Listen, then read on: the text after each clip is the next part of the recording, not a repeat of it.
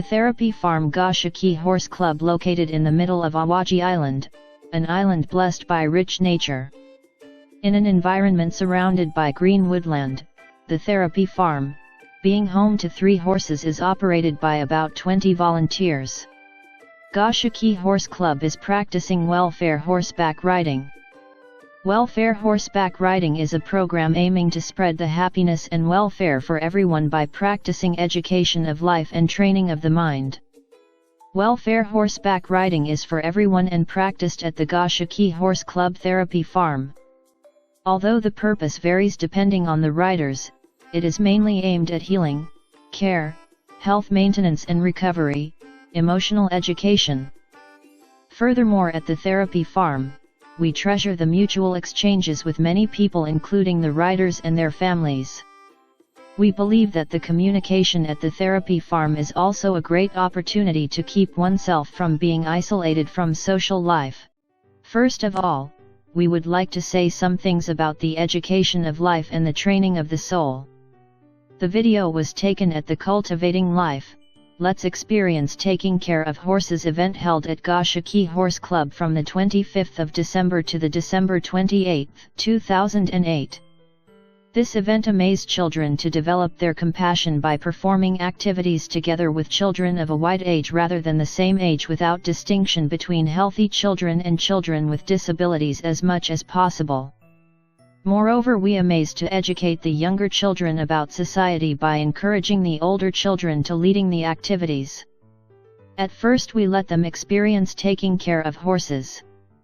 We let the participants experience the basic work associated with looking after horses, like the preparation of the fodder, the cleaning of the stall, the collection of dung, the preparation of the stable litter and much more.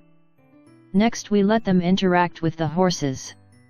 The children were given the opportunity to understand horses with all of their senses by brushing them, smelling their body, seeing their fur, and feeling the warmth of their body. Using a stethoscope, we first let the participants hear the human heartbeat and then the horses, making them understand that humans and horses alike are living beings, and also letting them experience the sound of life by hearing the horses' organs. By measuring the height, the length of their legs and the size of their heads, we can understand the greatness of horses. The last part of this direct contact with the horses is letting the participants lead a horse, and thus making them realize that horses are our partners, submissively obeying our leadership. The main objective of this direct contact with the horses is to let the children directly feel the horses. Last but not least, we let the participants experience a social and spiritual connection to the horses. By mounting the horses, their joy and spirit can be felt immediately. When mounting the horse, participants can right away experience a sudden exaltation, feel close to the horse, which is strong enough to carry a person on its back, and the joy of being together with it. Through all senses one can start loving horses as living beings rather than lifeless machines used as means of transport. Teaching this feeling is what we think it means teaching about the importance of life. We will now look at the movement of a horse and a person riding its back. At first walk. During walk, 3 legs remain on the ground while one is moving through the air. The movement of a horse moves the shoulder part of the forefoot and the hip part of the back leg tilt in the opposite direction, while the belly is shaking left to right. Moreover, the back is moving up and down in a wave-like manner.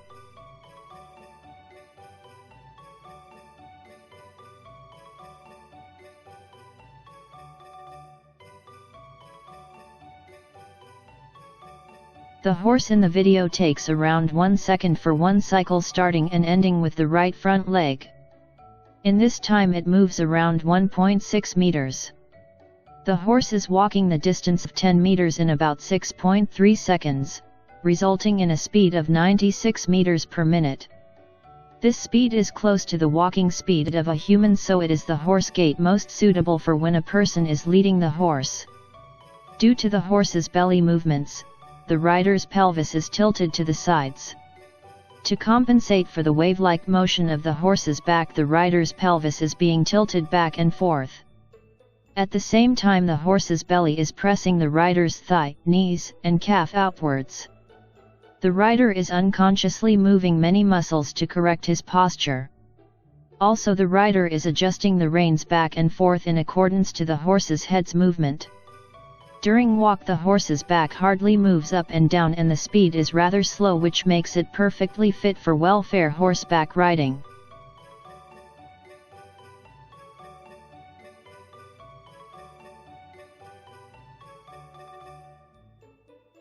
Next is trot.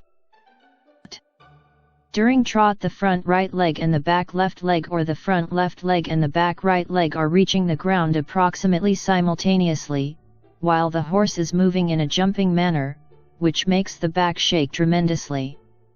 While during the walk the back was hardly moving at all, now, during the trot the back is moving up and down by approximately 10 centimeters. Moreover, during the horse's landing there is a great shock, called recoil.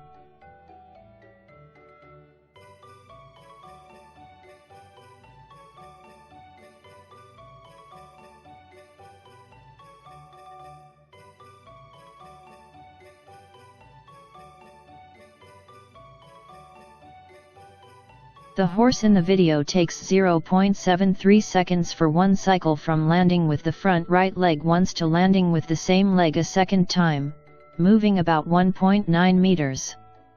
It passes 10 meters in 3.87 seconds, resulting in a speed of 155 meters per minute. During one such cycle of 0.73 seconds the rider takes 2 recoils, making the waist push up with force to maintain the posture. Due to this force the waist becomes floating, making it extraordinarily unstable. A good rider can absorb the recoil by tilting his pelvis backwards and bending his spine accordingly, but this sort of movement is extremely difficult for a beginner.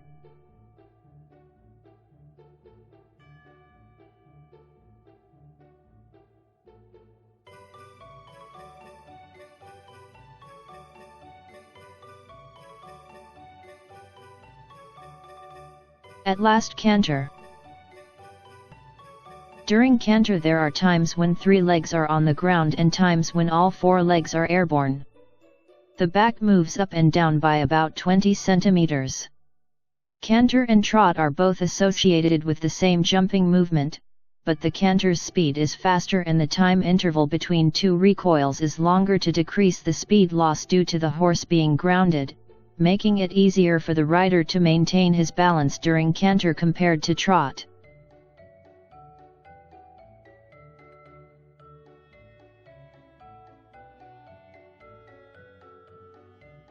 The horse in the video takes around 0.53 seconds for one cycle, starting from the landing of the front right leg to its next landing on the same leg, moving 2 meters during one such cycle.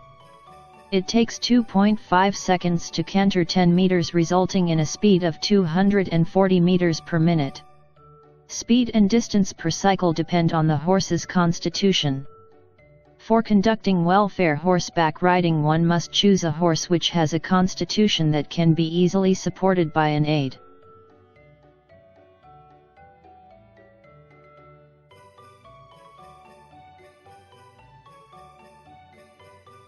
Finally, we will look at the horse's movement once more. Please notice the differences in the movements of the rider's waist and in speed during walk and trot. We will also compare trot and canter.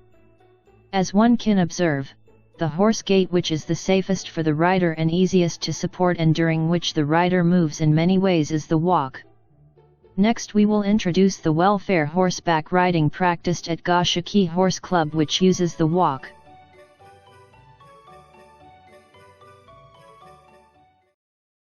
The instructors of the welfare horseback riding at Goshiki Horse Club are all using approaches stemming from different fields.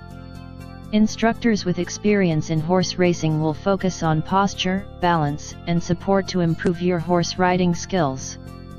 On the other hand, instructors with a background in caretaking of disabled people will focus on the rehabilitation of small children. An instructor with a background as an occupational therapist will focus on exercises enlarging the range of motion and exercises to move many muscles.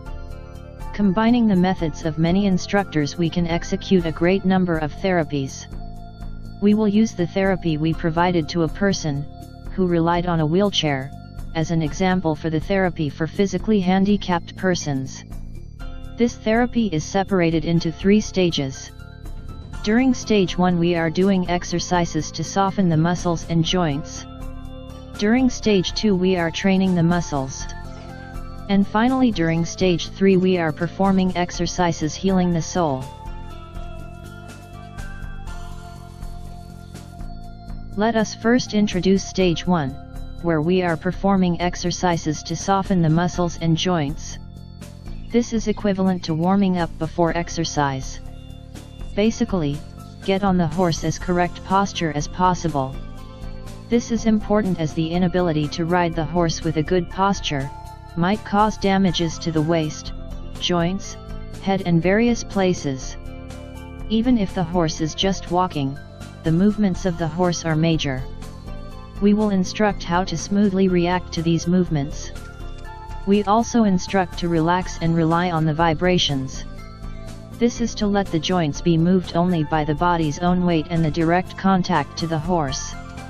During welfare horseback riding it is rather difficult to concentrate the movement to single muscles or joints, which is why comprehensive movement is intended. We think that compared to the lower body half, the upper half is hardly moved. However, when relaxing, due to the movement of the horse's back, the hips are being shaken, moving the shoulders, arms, the head, and neck, transmitting the movement through the whole body. These movements are a special feature of welfare horseback riding. During everyday life one can easily get a hunchback, contract one's chest and start breathing shallowly. Horseback riding with a good posture can broaden the chest, improve breathing and release tension. During this stage we do nothing special and entrust the training mostly to the horse, but we concentrate on communication to instruct to keep a good posture and releasing tension. One thing that we are always keeping in mind is to compliment on well-done tasks. It helps the patient relax and thus further improves their movements.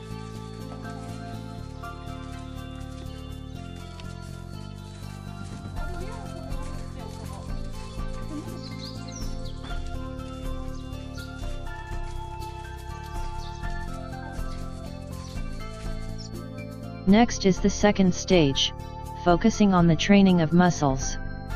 While on the horse's back there are reflex actions to correct the posture, moving the muscles, but training the muscles involves consciously moving one's muscles. At first, while the horse is walking, the rider performs an exercise where they walk in sync with the horse's back's movement.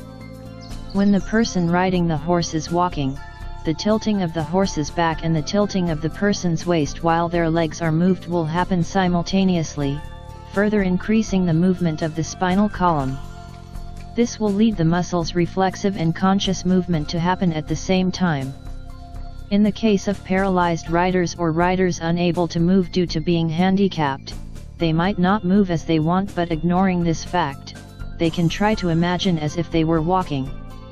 What is most important is the impression that they are moving their muscles by themselves. Looking finally at the walking exercise while mounted, one can easily observe that all muscles are being used. On the lower body half, the legs' plantar and dorsal flexion, the flexion and extension of the knee, internal and external rotation of the knee and hip joints, adduction and abduction and flexion and extension of the hip joints, and the lateral flexion, rotation and flexion and extension of the spine.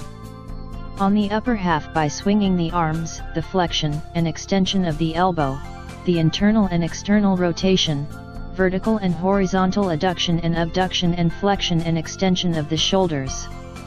On the cephalic parts, due to the shaking of the chest, the head's lateral flexion, rotation, flexion and extension, and overall joints and muscles all over the body are moved. Usually when walking, the hip joints' internal and external rotation does not accompany the adduction and abduction, but to move the legs without hitting the horse's belly, the hip joints have to move a lot. Moreover, for the arms to not hit one's thigh, the shoulders' horizontal adduction and abduction has to occur. The spine's lateral flexion, rotation, and flexion and extension are also greater than usually, and even greater than when riding a horse normally. For the shoulders to be turning greatly, the head's lateral flexion, rotation, and extension become major as well. Like this, one can see that in comparison to usual walking exercise, the walking while being mounted lets the muscles and joints move even more. Next, we are doing mounted gymnastics. By mounted gymnastics, the mobility of arms and shoulders, knees, and hip joints can be gradually increased. Without overexerting the recipient, the muscles are moved as slowly as possible. This is to expand the joints with the help of the horse's shaking. After a sufficient amount of stretching, while watching the rider's condition, we are moving on to independent handling of the horse. At last is the healing stage. The healing stems from handling the horse. While handling the horse, the rider is riding in circles, in half circles, and performing a slalom by rein and leg support, directly communicating one's will to the horse. These acts of support are performed at own will but do not rely on forced exercise, rather than requiring the rider to move in a natural way. To maintain one's posture and correct position of legs and arms, stamina is required to keep the muscles tense. This also works well as training for the muscles. Also, the handling is a means of communicating with the horse, helping the rider and the horse get more attached to each other. By doing so, the hearts of the horse and the rider grow even closer, allowing for more mutual trust and helping the soul to relax, making it a means of healing. Allowing one's will to be naturally communicated to the horse is an extraordinarily invigorating and refreshing experience. As living beings alike, coming in contact and working as partners certainly delivers an overwhelming sense of accomplishment. When cooling down after the exercise, the rider relaxes his whole body, leaving it to the movements of the horse and letting the muscles relax. During this stage, it feels like the body is being massaged by the shaking of the horse. Furthermore, when it is cold outside, embracing the horse's head and feeling its warm body temperature has a curing effect.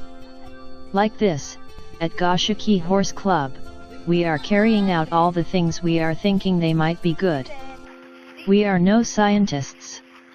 We cannot guarantee that any of this works.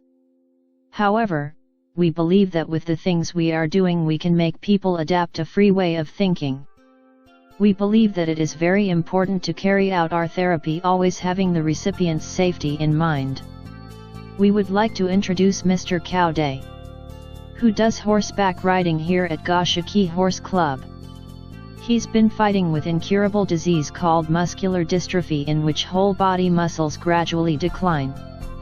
He first came to Goshiki Horse Club when he was a 6th grader in October 2010.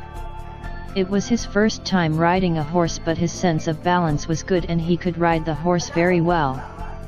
After that, he took welfare horseback riding here at Goshiki Horse Club almost every weekend. 6 years after he started the therapy, his medical condition has not deteriorated and he has started to go to university since spring 2017. He is an electric wheelchair bound and goes to the university by train in his electric wheelchair as well.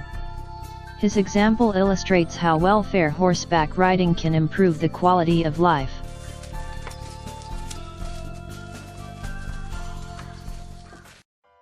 There was such an incident while we carried out hose therapy.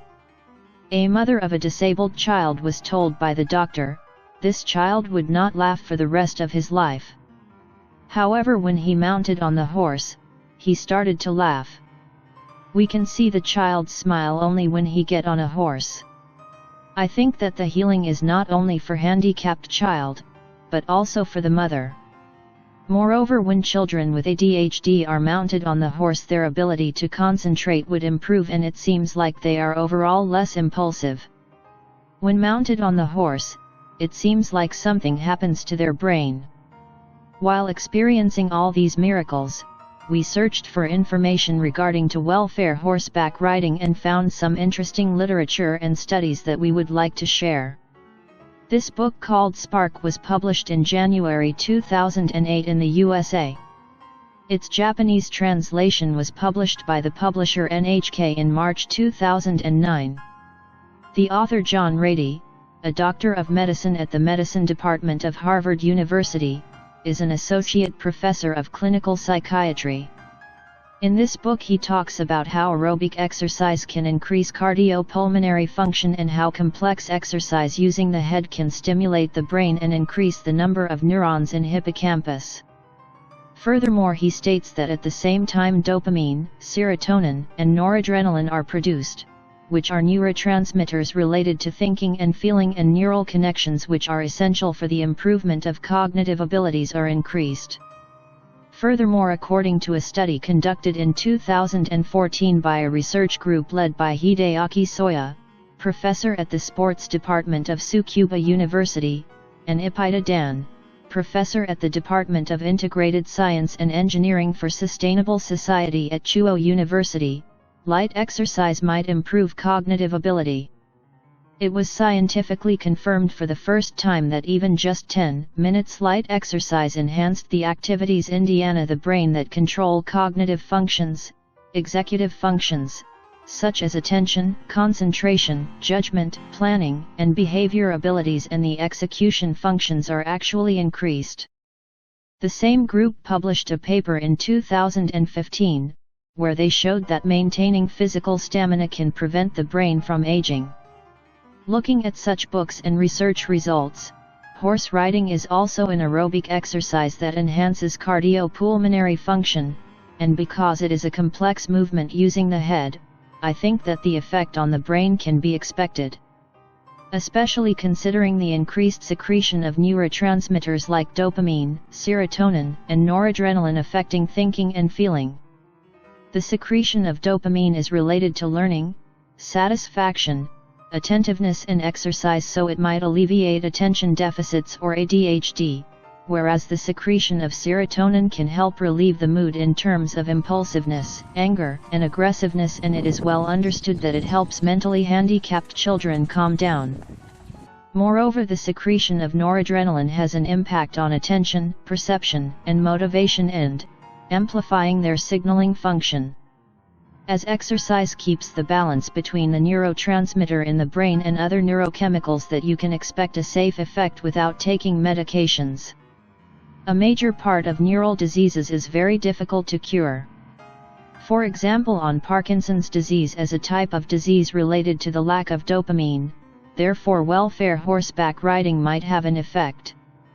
It might also have a positive influence on dementia and depression, which are predicted to become more common in our aging society. We at Goshiki Horse Club are also thinking of continuing an approach involving the development of the brain. Even though we have high hopes in welfare horseback riding, there is no meaning if the patients do not actually come and carry it out. The unchanging living situations of shut-ins isolating themselves from the outside world are well known to cause a shrinkage of the brain. Welfare horseback riding involving exercise is expected to influence the brain positively, but it is required to come to the place of execution. By receiving welfare horseback riding just once, the attachment to the horse makes the recipient want to meet the horse more, providing them with a motivation to go out. After that, the communication at the therapy farm blocks the negative influence of stress, connecting it to an improvement in the urge to go out the next time. We believe that this sort of amplification of positive effects is one of the duties of the therapy farm.